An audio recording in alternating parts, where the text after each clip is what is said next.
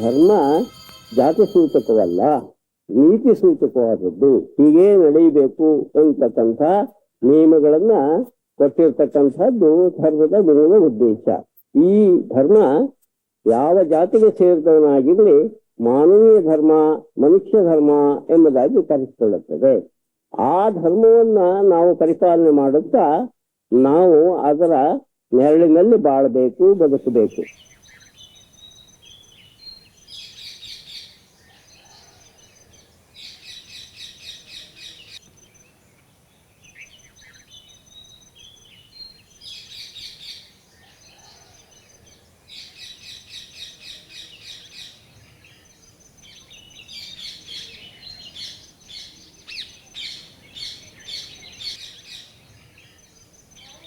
ಜಗನ್ನಾಥ, ವೀರನಾಥ,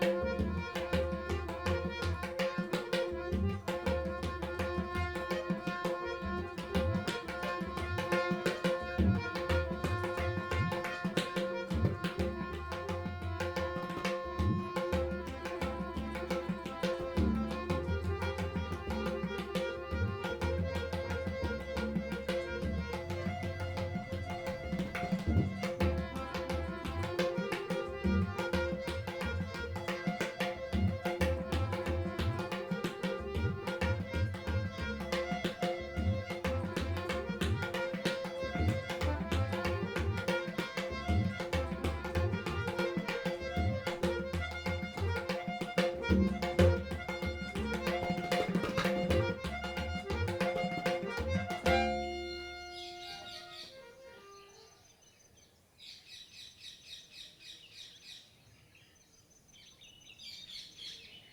ಬಾಳಬೇಕು, ಬದುಕಬೇಕು ಅಷ್ಟೇ ಅಲ್ಲ, ಬೇರೆಯವರು ಬಾಳುವುದಕ್ಕೂ ಬೇರೆಯವರು ಬದುಕುವುದಕ್ಕೂ ನಮ್ಮ ಕೈಲಾಗಿರ್ತಕ್ಕಂಥದ್ದು ಸ್ವಭಾವದಿಂದ, ಶಕ್ತಿಯಿಂದ, ಸಾಮರ್ಥ್ಯದಿಂದ, ಬುದ್ಧಿಯಿಂದ ಮತ್ತೊಬ್ಬರಿಗೂ ಸಹಿತ ಬದುಕುವ ಅವಕಾಶವನ್ನ ಕಲ್ಪಿಸಿಕೊಡ್ತಕ್ಕಂಥದ್ದೇ ಮಾನವ ಧರ್ಮದ ಮೂಲ ಉದ್ದೇಶ. ಪುಣ್ಯಸ್ಥಳ ಇರ್ತಕ್ಕಂಥದ್ದು ಈ ಉಪದೇಶವನ್ನು ಲೋಕಕ್ಕೆ ಸಾರುವುದಕ್ಕಾಗಿ ಇರ್ತಕ್ಕಂಥದ್ದು.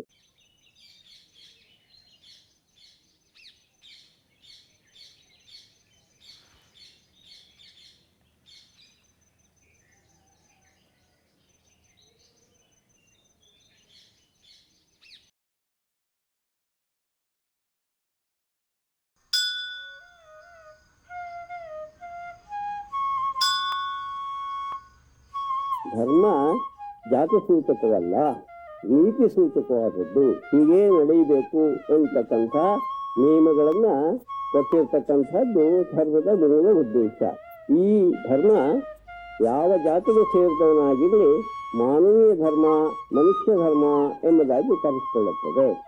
ಆ ಧರ್ಮವನ್ನ ನಾವು ಪರಿಪಾಲನೆ ಮಾಡುತ್ತಾ ನಾವು ಅದರ ನೆರಳಿನಲ್ಲಿ ಬಾಳಬೇಕು, ಬದುಕಬೇಕು.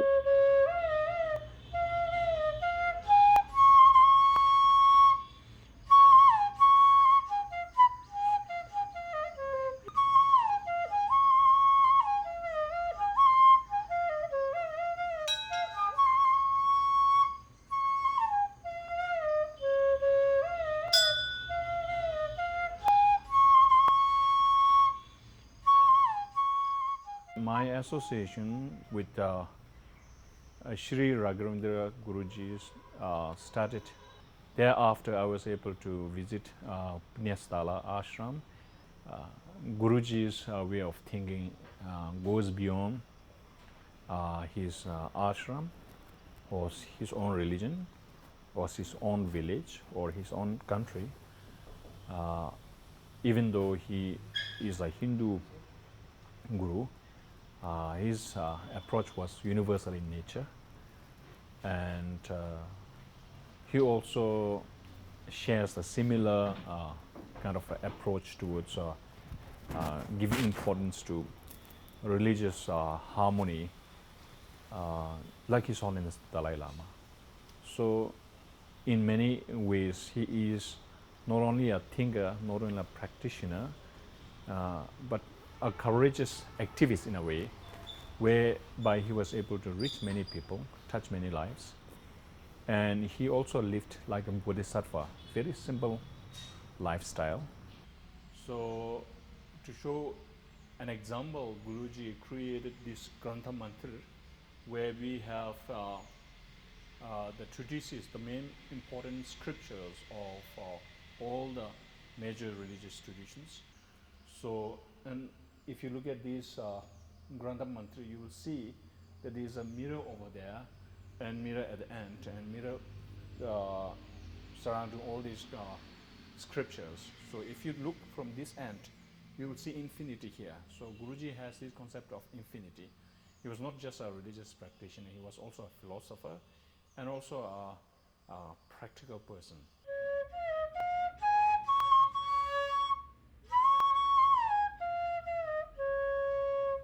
We had regular interreligious dialogues on Sundays for at least 2 to 3 hours.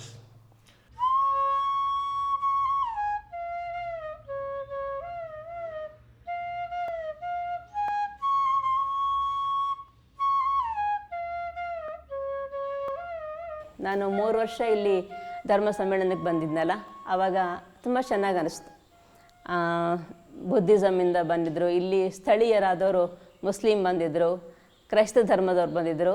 ಅವರೆಲ್ಲರ ಜೊತೆ 3 ಸಲ ಆ ಧರ್ಮ ಸಮ್ಮೇಳನದಲ್ಲಿ ಭಾಗವಹಿಸಿದಾಗ ತುಂಬ ಚೆನ್ನಾಗಿದೆ ಅಂತ ಅನಿಸ್ತಾ ಇತ್ತು. ಮತ್ತು ನನಗೆ ಎಕ್ಸ್ಪೋಜರು ಸಿಕ್ತು, ಒಂದು ಸ್ವಲ್ಪ ಬೇರೆ ಬೇರೆ ರೀತಿಯಲ್ಲಿ ಆಲೋಚನೆ ಮಾಡೋದಕ್ಕೆ ಎಕ್ಸ್ಪೋಜರ್ ಸಿಕ್ತು. ಆಮೇಲೆ ಆ ಧರ್ಮ ಗ್ರಂಥಗಳ ಗ್ರಂಥ ಮಂದಿರ ಏನಿದೆಯಲ್ಲ ಅದನ್ನು ಪ್ರತಿಯೊಬ್ಬರು ಯಾವ ದೃಷ್ಟಿಯಿಂದ ನೋಡ್ತಾ ಇದ್ದಾರೆ, ಇಲ್ಲಿ ಬರೋರು ಪ್ರತಿಯೊಬ್ಬ ಧರ್ಮದವರು ಯಾವ ಒಂದು ಪವಿತ್ರ ದೃಷ್ಟಿಯಿಂದ ನೋಡ್ತಾ ಇದ್ದಾರೆ ಅನ್ನೋದು ಕೂಡ ನನಗೆ ಅರ್ಥ ಆಯಿತು. ಪ್ರತಿಯೊಬ್ಬ ಮನುಷ್ಯನಲ್ಲೂ ದೇವರು ಇದ್ದೇ ಇದ್ದಾನೆ, ಚೈತನ್ಯ ಇದ್ದೇ ಇದೆ. ಅದನ್ನು ನೋಡುವ ದೃಷ್ಟಿ, ಹೊರಗಡೆಯಿಂದ ನಮಗೆ ಮನುಷ್ಯ ಆಗಿ ಕಾಣ್ತಾ ಇರ್ತಾನೆ, ಮನುಷ್ಯನಾಗೇ ಇರ್ತಾನೆ ಅವನು, ಆದರೆ ಒಳಗಡೆಯಿಂದ ಪ್ರತಿಯೊಂದರೊಳಗೂ ದೈವತ್ವ ಇದೆ. ಅದನ್ನು ಅರ್ಥ ಮಾಡಿಕೊಂಡು ಆಗ ನಮಗೆ ವ್ಯವಹರಿಸಲಿಕ್ಕೆ ಸಾಧ್ಯ ಆಗುತ್ತೆ, ಅವ್ರಿಗೆ ಒಡನಾಡಲಿಕ್ಕೆ, ವ್ಯವಹಾರ ಮಾಡೋದಕ್ಕೆ, ಕಾಂಟ್ಯಾಕ್ಟ್ ಮಾಡೋದಕ್ಕೆ, ಅವ್ರ ಜೊತೆಗೆ ಒಳಗಡೆ ಭಗವಂತ ಇದ್ದಾನೆ ಅಂತ ಹೇಳಿದ್ರೆ ನಮಗೆ ದ್ವೇಷ ಅಸೂಯೆಗಳಿರೋದಿಲ್ಲ. Because I am also god, ಅಲ್ಲಿ ಚೈತನ್ಯ ಇದೆ. ನಮ್ಮ ಈ ಉತ್ತರ ಕರ್ನಾಟಕದ ಕಡೆ ಒಂದು ಗಾದಿ ಮಾತು ಹೇಳ್ತಾರೆ, ನಿನ್ನಂಥ ಪರರ ಬಗೆದಡೆಯ ಕೈಲಾಸ ಭಿನ್ನಾಣ ಒಕ್ಕು ಸರ್ವಜ್ಞ ಅಂತ. ನಿನ್ನೊಳಗೆ ಭಗವಂತ ಇದ್ದಾನೆ ಅಂದರೆ ಅವನೊಳಗೂ ಅದೇ ಇದ್ದಾನೆ.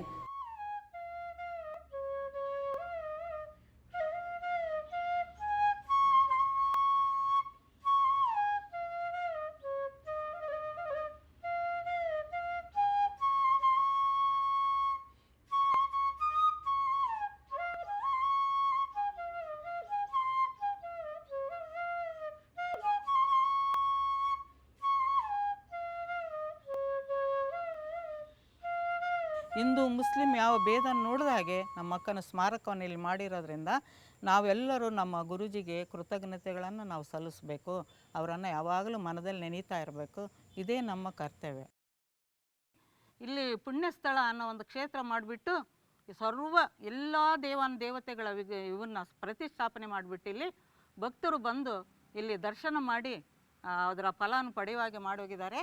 ನಮಗೆ ಗುರೂಜಿ ಬರೀ ಎಲ್ಲರ ಬೇಡಿಕೆಗಳನ್ನು ಈಡೇರಿಸುವಂಥವರ ಮಾತ್ರ ಆಗಿರಲಿಲ್ಲ, ಅವರು ಆಧ್ಯಾತ್ಮಿಕ ಮಾರ್ಗದಲ್ಲಿ ಕೂಡ ನಡಿಬೇಕು ಅನ್ನೋ ಹಾಗೆ ನನ್ನನ್ನು ಒಳ್ಳೊಳ್ಳೆ ಪುಸ್ತಕಗಳನ್ನ ಓದಬೇಕು ಅನ್ನೋ ಹಾಗೆ ಒಳ್ಳೆ ಪುಸ್ತಕಗಳನ್ನು ಕೊಡ್ತಾಯಿದ್ರು ನಮಗೆ. ಶಾರದಾ ಮಾತೆ ಜೀವನ ಚರಿತ್ರೆ, ರಾಮಕೃಷ್ಣರ ವಚನವೇದ, ಹಿಮಾಲಯದ ಮಹಾತ್ಮರ ಸನ್ನಿಧಿ ಸ್ವಾಮಿ ರಾಮರ ಪುಸ್ತಕ, ಇವೆಲ್ಲವನ್ನು ಕೊಟ್ಟಾಗ ನಾನು ನಮ್ಮ ಗುರೂಜಿ ಕೊಟ್ಟಿದ್ದಾರೆ ಅನ್ನೋ ಒಂದು ಭಾವನೆಯಿಂದ ಆ ಪುಸ್ತಕಗಳನ್ನು ಓದಿದಾಗ ಈ ಜೀವನ ಅಂದರೆ ಇಷ್ಟೇನಾ, ಬರೀ ಗಂಡ ಮಕ್ಕಳು ಸಂಸಾರ.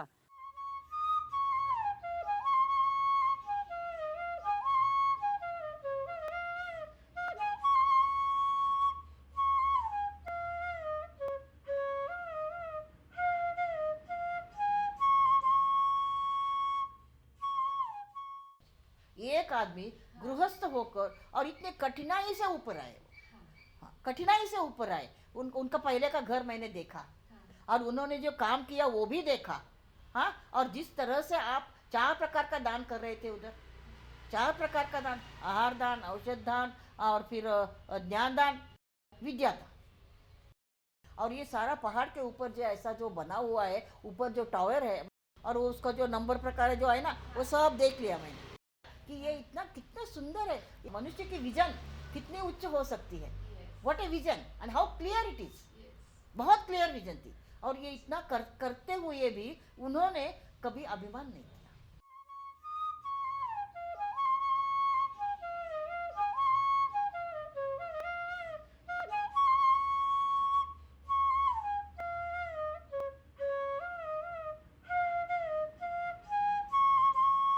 ರಾಘವೇಂದ್ರ ಗುರೂಜಿಯ ಆಶ್ರಮ ನಮ್ಮೆಲ್ಲರಿಗೂ ಒಂದು ಪಾಠ ಕಲಿಸುತ್ತೆ. ಏನಂದರೆ ಅದು ಎಲ್ಲರೂ ಈಕ್ವಲ್ ಆಗಿರಬೇಕಂತ. ಎಲ್ಲ ಧರ್ಮದ ಗುರುಗಳು ಒಂದು ಜಾಗದಲ್ಲಿ ಸೇರಿಕೊಂಡು ಒಂದೇ ರೂಮ್ನಲ್ಲಿ ಒಂದೇ ಇದರಲ್ಲಿ ನಾವು ಊಟ ಮಾಡ್ತೀವಲ್ಲ, ಅದು ನನಗೆ ಭಾಳ ಸಂತೋಷವಾಗುತ್ತೆ. ಆನಂತರ ಗುರೂಜಿಯವರು ಬಸವಪಟ್ಟಣದಲ್ಲಿ ಒಂದು ಶಾಲೆಯನ್ನು ಕಟ್ಟಿದ್ದಾರೆ, ಶ್ರೀ ರಾಘವೇಂದ್ರ ಹಿರಿಯ ಪ್ರಾಥಮಿಕ ಪಾಠಶಾಲೆ ಅಂತ. ಆ ಶಾಲೆಯಲ್ಲಿಯೂ ಸಹ ಎಲ್ಲ ಜಾತಿಯ ಮಕ್ಕಳು ಬಂದು ಓದ್ತಾರೆ, ಯಾರಲ್ಲಿ ಏನೂ ಭೇದ ಭಾವನೆ ಇಲ್ಲ.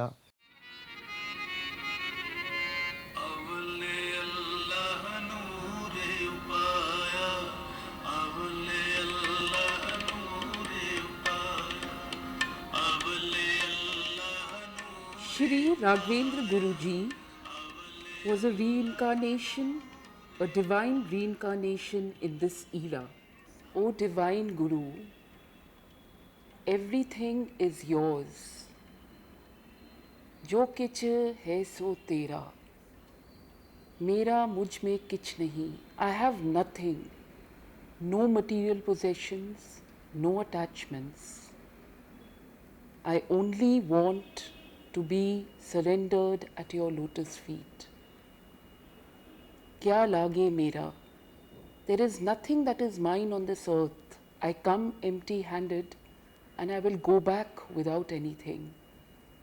Only your love, compassion and truth as a human being will remain with me. Vaheguru Ji ka Khalsa, Vaheguru Ji ki Fateh. Punyasthala is a very beautiful name where everybody wants to have a nearness to his Lord. The Guruji has said that which one sentence I was very much fascinated. That means your faith is your highest belief and you respect the other religion. To tell you the fact that I am a Muslim, I am practicing the Islam, not following it. Everybody has to do that. Everybody has to practice his religion. When a mother conceives an idea of a child in her womb, so like that, a man who conceives the idea of a devotion or a nearness to the God, it's a very big light is there. It is not a single lamp's light. It is a light of several lamps.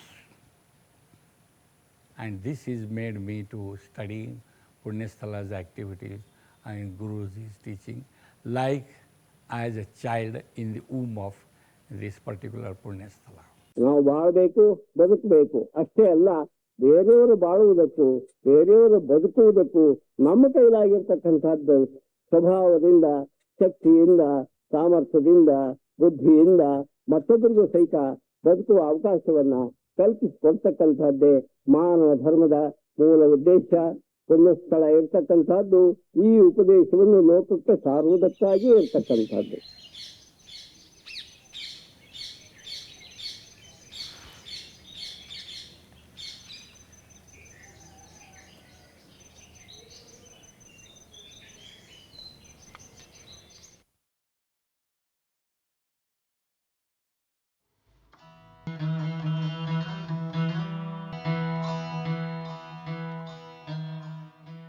ಧರ್ಮ ಜಾತಿ ಸೂಚಕವಲ್ಲ, ನೀತಿ ಸೂಚಕವಾದದ್ದು. ಹೀಗೆ ನಡೆಯಬೇಕು ಅಂತಕ್ಕಂಥ ನಿಯಮಗಳನ್ನ ಕೊಟ್ಟಿರ್ತಕ್ಕಂಥದ್ದು ಧರ್ಮದ ಮೂಲ ಉದ್ದೇಶ. ಈ ಧರ್ಮ ಯಾವ ಜಾತಿಗೆ ಸೇರಿದವನಾಗಿರಲಿ ಮಾನವೀಯ ಧರ್ಮ, ಮನುಷ್ಯ ಧರ್ಮ ಎಂಬುದಾಗಿ ಕರೆಸಿಕೊಳ್ಳುತ್ತದೆ. ಆ ಧರ್ಮವನ್ನ ನಾವು ಪರಿಪಾಲನೆ ಮಾಡುತ್ತಾ ನಾವು ಅದರ ನೆರಳಿನಲ್ಲಿ ಬಾಳಬೇಕು, ಬದುಕಬೇಕು.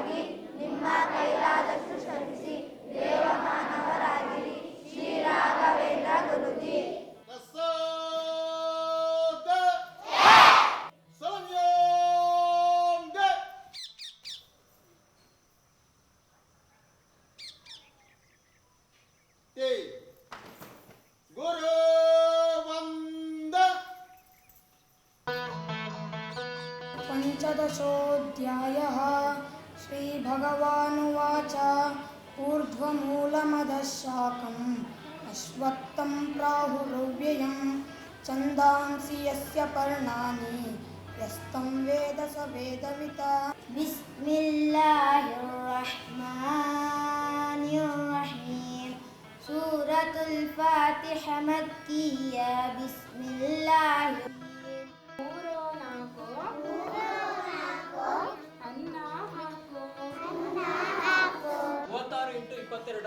ಅದ್ರ ಗುಣಲಬ್ಧ ಎಷ್ಟು ಬಂದಪ್ಪ ಅಂದ್ರೆ 742. 16 + 2 ಕಂದುಕೇನ ಕ್ರೀಡಂತಿ. ಬಾಲಕ ಇಲ್ಲಿ ಬಹುವಚನ ಬರ್ತದೆ. ಬಾಲಹ ಬಾಲೋ ಬಾಲಾಹ ಅಂತ ನಡೀತದೆ. ಬಾಲಾಹ ಅಂದ್ರೆ ಮಕ್ಕಳು. 3x - y = 3 ಇದೆ. ನಮಗೆ ಬೇಕಾಗಿರೋದು ಈಗ x ಅನ್ನು ಕಂಡುಹಿಡಿಬೇಕಿಲ್ಲಿ. ಹಾಗಾಗಿ x ಅನ್ನು ನಾವು ಇಲ್ಲೇ ಇಟ್ಕೊಂಡ್ರೆ ಈ -y ಅನ್ನ ಈ ಕಡೆ ತೆಗೆದುಕೊಂಡು ಹೋದ್ರೆ -y is 3x = 3 -y ಈ ಕಡೆ ಬಂದ್ರೆ ಏನಾಗುತ್ತೆ +y.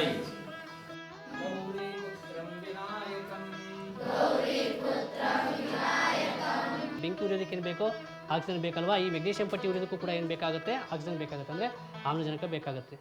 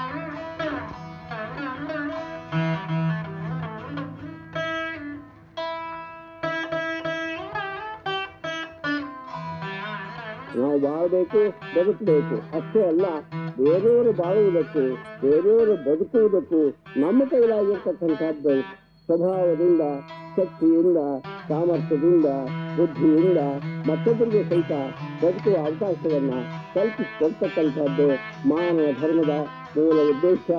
ಎಲ್ಲ ಸ್ಥಳ ಇರ್ತಕ್ಕಂಥದ್ದು ಈ ಉಪದೇಶವನ್ನು ನೇತೃತ್ವ ಸಾರುವುದಕ್ಕಾಗಿ ಇರ್ತಕ್ಕಂಥದ್ದು.